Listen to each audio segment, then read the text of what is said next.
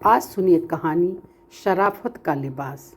एक कबूतर और एक कबूतरी किसी पेड़ की एक डाल पर बैठे थे। उन्हें बहुत दूर से तभी एक आदमी आता हुआ दिखाई दिया। कबूतरी के मन में थोड़ी शंका हुई और उसने कबूतर से कहा कि चलो यहाँ से जल्दी उड़ चलते हैं। देखो वो आदमी आ रहा है, वो हमें मार डालेगा। कबूतर ने लंबी सांस लेते हुए बड़े इत्मीनान के साथ कबूतरी से कहा, भला उसे गौर से देखो तो सही। उसकी चाल देखो, उसके लिबास देखो, चेहरे से उसकी कितनी शराफत टपक रही है। ये हमें नहीं मारेगा, ये तो बिल्कुल सज्जन पुरुष लग रहा है। कबूतर की बात सुनकर कबूतरी चुप हो गई।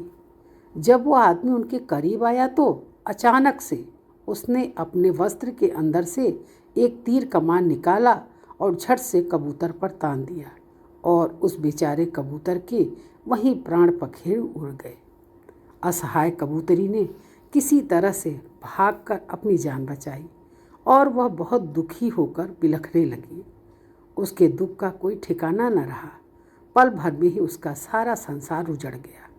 उसके बाद वह कबूतरी रोती हुई अपनी फरियाद लेकर राजा के पास गई। राजा को उसने अपनी साथ हुई पूरी घटना को बताया।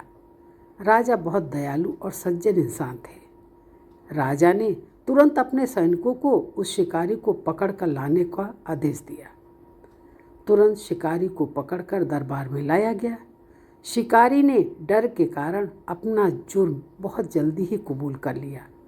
उसके बाद राजा ने कबूतरी को ही उस शिकारी को सज़ा देने का अधिकार दे दिया और राजा ने उससे कहा कि तुम जो भी सज़ा इस शिकारी को देना चाहो दे सकती हो और तुम जो भी सज़ा दोगी उस पर अमल किया जाएगा। कबूतरी ने बहुत दुखी मन से कहा, हे राजन, मेरा जीवन साथी तो इस दुनिया से चला गया है, वो फिर वापस लौटकर तो नहीं आएगा। इसलिए मेरे विचार से इस क्रूर शिकारी को बस इतनी ही सज़ा दी जानी चाहिए कि अगर वो शिकारी है तो उसे हर वक्त शिकारी का ही लिबास पहनना चाहिए। ये शराफत का लिबास वह उतार दे, क्योंकि शराफत का लिबास ओढ़कर धोखे से ऐसे घिनौने कर्म करने वाले सबसे बड़े नीच प्राणी होते हैं।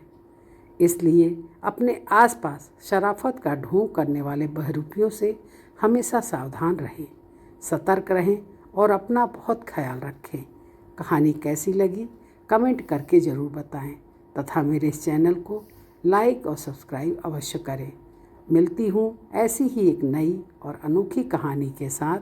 धन्यवाद।